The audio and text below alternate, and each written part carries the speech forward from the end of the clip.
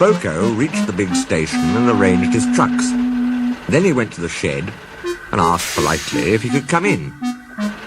Duck was not pleased to see a diesel, but presently, when he found that Boko knew Edward, he became more friendly. And by the time Boko had told him about Bill and Ben, they were laughing together like old friends. "Have they ever played tricks on you?" asked Boko. "Goodness me, yes," chuckled Duck. "Edward is the only one who can keep them in order. You know," went on Duck, "I sometimes call them the bees." "A good name," chuckled Boko. "They're terrors when they start buzzing around." Just then, James bustled in. "What's that, Duck? Are you terrified of bees? They're only insects after all, so don't let that buzzbox Diesel tell you different. His name is Boko, and he didn't wait." "I wouldn't care," interrupted James. "If hundreds were swarming round, I'd just blow smoke and make them buzz off." "Buzz, buzz, buzz," retorted Duck. James retired into a huff.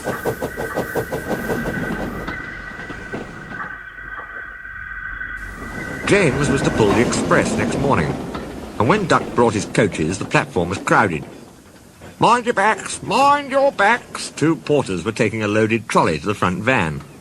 Fred drove while Bert walked behind. "Careful, Fred, careful," warned Bert, but Fred was in a hurry and didn't listen.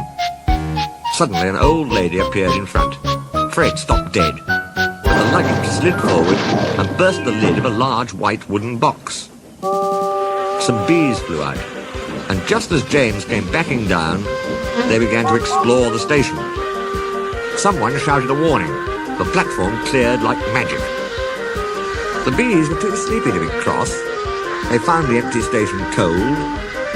James's fireman was trying to couple the train. They buzzed round him hopefully. They wanted him to mend their hive. Then they could go back and be warm again. But the fireman didn't understand. He thought they would sting him. He gave a yell, ran back to the cab, and crouched with his jacket over his head. The driver didn't understand either. He swatted at the bees with a shovel. The bees, disappointed, turned their attention to James. James's boiler was nice and warm. The bees swarmed round it happily. "Buzz off!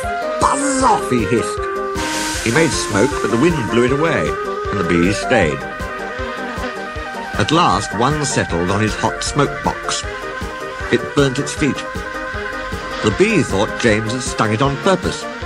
It stung James back, right on the nose. "Eee!" whistled James. He'd had enough. So did his driver and fireman.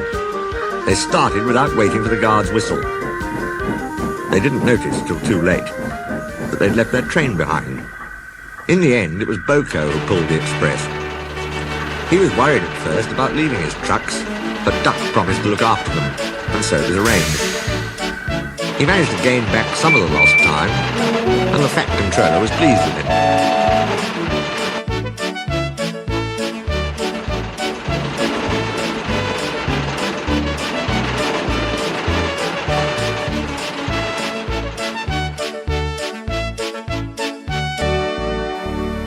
No one seemed to notice when James came back to the shed. They were talking about a new kind of beehive on wheels. It was red, they said. Then they all said, "Buzz, buzz, buzz," and laughed a lot.